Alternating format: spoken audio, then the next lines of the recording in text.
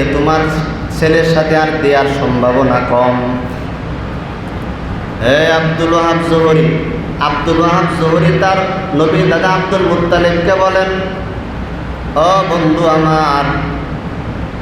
আমার এমন একটা সুন্দরী মেয়ে, আমার তো একটাই মেয়ে, ওই মেয়েটাকে এমন একটা ছেলের সাথে বিবাহ বন্ধনে আবদ্ধ করাবো যে ছেলেটা হবে অনেক ধনী মানুষ, যেই ছেলেটা হবে নম্রভদ্র, যেই ছেলের চেহারাটাও হবে সবচেয়ে উন্নত। এরকম বলতেছে না, আমি তোমাদের ছেলের সাথে দেবো না। যে 7টা সন্তান তুমি নিয়ে আসো, একটা তো চেহারা পারো না, আমি কি দেখে দেবো?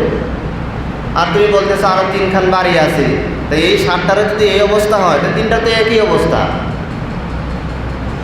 যাই হোক, পুরা অস্বীকার। আব্দুল মুত্তালিব বলেন, বন্ধু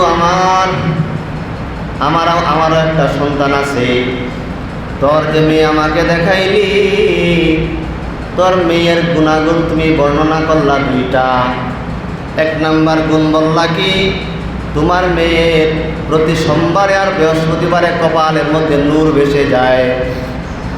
আর একটা গুণ বর্ণনা করলা কি, এলাকার যখন কোনো বখাটে ছেলে তোমার মেয়ের দিকে খারাপ নজরে তাকায়, ওই বখাটে ছেলের চোখের শাটার অটোমেটিক নেমে যায়। হ্যাঁ আমার বন্ধু আব্দুল ওয়াহাব জোহরি, আমারও একটা ছেলে আছে, তোর যে গুণ এই একই গুণের। বলে কি গুণ? বা আমার যে 7টা ছেলে নিয়ে আসলাম, আরও যে 3টা বাড়ি রেখে আসছি মক্কায়, এর মধ্যে একটা ছেলে আছে এমন, চেহারাও খুব সুন্দর, যদি প্রত্যেকটা সোমবার আর বৃহস্পতিবারে আমার আবদুল্লাহরও চোখের ওই কপালের গোড়ায় নূর ভেসে যায়।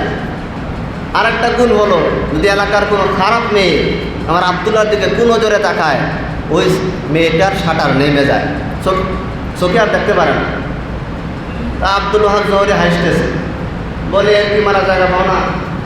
বলে বন্ধু তুমি কি দেখবা? বলে তাহলে নিয়ে আয়, বিয়ের শাদীর কাজ কর, আগে নিয়ে আয়। তা আব্দুল মুত্তালিব বলতেছে তার সন্তানদেরকে, এই সন্তানেরা তোমরা ঘোড়া দিয়ে আমার এই আবদুল্লাহকে সাজায় মক্কা থেকে তাড়াতাড়ি নিয়ে আস।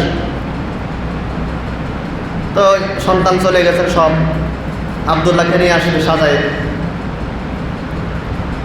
তা আবদুল্লাহকে সাজানোর পরে ঘোড়া দিয়ে ওই মদিনায় নিয়ে আসতেছেন, আব্দুল ওয়াহাব জোহরিকে দেখাবে, নবীর নানাকে দেখাবে, ছেলে পছন্দ হয় কিনা। তো আবদুল্লাহকে যখন সাজানোর পরে ঘোড়া দিয়ে যখন নিয়ে আসার পরে আব্দুল ওয়াহাব জোহরির বাড়ির সামনে যখন দাঁড়ায়, তা আব্দুল মুত্তালিব ডাক দেয়, হ্যাঁ বন্ধু আমার আব্দুল ওয়াহাব জোহরি, আমার যে সন্তান ছিল মক্কায়, যে সন্তানের 2টা গুণ ছিল, ওই সন্তানকে সাজাইয়া আপনার বাড়ির সামনে দাঁড় করাইয়া রাখলাম, আপনি দেখে আসেন পছন্দ হয় কিনা। আব্দুল ওয়াহাব জোহরি ওই ছেলে আব্দুল মুত্তালিবের ছেলে আব্দুল্লাহকে দেখতে গেছে বাইরে, দেখি কি অবস্থা। আব্দুল ওয়াহাব জোহরি আব্দুল মুত্তালিবের সন্তান আব্দুল্লাহকে দেখার পরে এক নজরে তাকাইয়ে আছে, কি সুন্দর চেহারা, এই দেখে অবাক হয়ে গেছে। তো বলতেছে আব্দুল মুত্তালিব, বন্ধু তুই তো কিছুক্ষণ আগে আমার কাছে আমার মেয়েকে ভিক্ষা চাইলি, তা আমি তোর ছেলেকে ভিক্ষা চাই, তোর ছেলেটাকে আমাকে দে। তা আব্দুল মুত্তালিব বলতেছে, কি ঘটনা কি, তোর মন পাল্টেলো কেন? আগে যে বলছিল না উঠে দেবো না, তোর 7টা সন্তান রকমত বলো না, আগেরটা তো এমনই হবে, তাহলে এখন তোর মন পাল্টালো কোন কারণে? তা আব্দুল ওয়াহাব জোহরি বলতেছে যে, দোস্ত আব্দুল মুত্তালিব, তোর যে আব্দুল্লাহ তার চেহারা যেমন, হুবহু আমি এই ছেলেকেই বারবার স্বপ্নে দেখে আমার জামাই হিসাবে, আমার মনে হয় এই ছেলেটাই সেই ছেলে। তারপরে যখন আব্দুল ওয়াহাব জোহরি আব্দুল মুত্তালিবের ছেলে আব্দুল্লাহকে দেখতে যায়, তারও এরকমভাবে কপালের মধ্যে নূর ভেসে ওঠে। তো দেখে আব্দুল ওয়াহাব জোহরিও দেখে পাগল হয়ে গেছে, না এই ছেলে আমার দরকার। যাই হোক, অনেক লম্বা ঘটনার পরে আব্দুল ওয়াহাব জোহরির মেয়ে আমেনা এবং আব্দুল মুত্তালিবের ছেলে আব্দুল্লাহ, এই 2জনের সাথে বিবাহ বন্ধন আবদ্ধ হয়। অনেক দিন যাওয়ার পরে আমাদের নবী সরদারে দু জাহান মুহাম্মদুর রাসূলুল্লাহ সাল্লাল্লাহু আলাইহি ওয়াসাল্লাম দুনিয়ার মধ্যে আগমন করলেন। দুনিয়ার মধ্যে আসার পরে অনেক দিন যাইতে নবীর মা দুনিয়াতে চলে যায়, নবীর আব্বাও দুনিয়া থেকে চলে যায়। এতিম নবী আমার দিন দিন বয়স বাড়ে, তার দায়িত্বও বাড়ে। যখন তার বয়স 40 বছর হয়, তার নবুয়তের দায়িত্ব আল্লাহ পাক দিয়া দেন।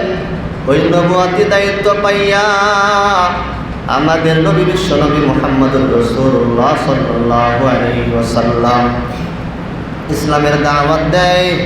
কত কষ্ট করে ইসলামের দাওয়াত দেন, এমন কষ্ট করলেন হাদিসের পাতায়, ইতিহাসের পাতায় লেখা আছে আদম আলাইহিস সালাতু ওয়াস সালাম থেকে শুরু করে আজ পর্যন্ত যত নবী রাসূল আল্লাহ পাক দুনিয়াতে পাঠাইলেন, সব নবী রাসূলদের ইসলামের পক্ষে কষ্ট যদি এক পাল্লায় রাখা হয়, আর আমাদের নবীর কষ্ট যদি আরেক পাল্লায় রাখা হয়, আমাদের নবীর কষ্টের পাল্লাই বড় ভারী হয়ে যাবে। কেমন কষ্ট করে ইসলামের জন্য। এই জন্য আল্লাহ পাক বলেন, হে উম্মতেরা ফাত্তাবিউনি, আমার নবীর অনুসরণ করো, অনুকরণ করো। যে আয়াতের তাফসীর বলতেছিলাম, কুল ইন কুনতুম তুহিব্বুনাল্লাহা ফাত্তাবিউনি ইউহিব্বুকুমুল্লাহ ওয়া ইয়াগফির লাকুম যুনুবাকুম ওয়াল্লাহু গফুরুর রহিম। হে নবী, আপনার উম্মতদেরকে জানায়া দেন, যদি কোনো বান্দারা আমি আল্লাহর মহাব্বত পাইতে চায়, ওই বান্দা যেন আপনার অনুসরণ শুরু করে দেয়, আপনার জন্য অনুসরণ করে, আপনার সুন্নাত যেন তারা মানে, তাহলে আমি আল্লাহকে এমনিই ভালোবাসা হয়ে যাবে। এমনকি শুধু তাই নয়, ওয়াগফির লাকুম যুনুবাকুম, তার পিছনে সব গুনাহ খাতাও আমি আল্লাহ তাআলা মাফ করে দেব। এর কারণ কি? আল্লাহু গফুরুর রহিম, আমি আল্লাহ তার সবচেয়ে মায়াশীল, দয়াশীল। এই জন্য আল্লাহ তাআলা আমাদেরকে আয়াতের উপরে আমল করার তৌফিক দান করুন। আমরা যেন আল্লাহ তাআলার ভালোবাসা পাই এবং নবীর সুন্নত অনুযায়ী দুনিয়াতে জীবনযাপন করতে পারি। আল্লাহ তাআলা সকলকেই আমল করার তৌফিক দান করুন। যারা সুন্নত করেন সুন্নত করেন।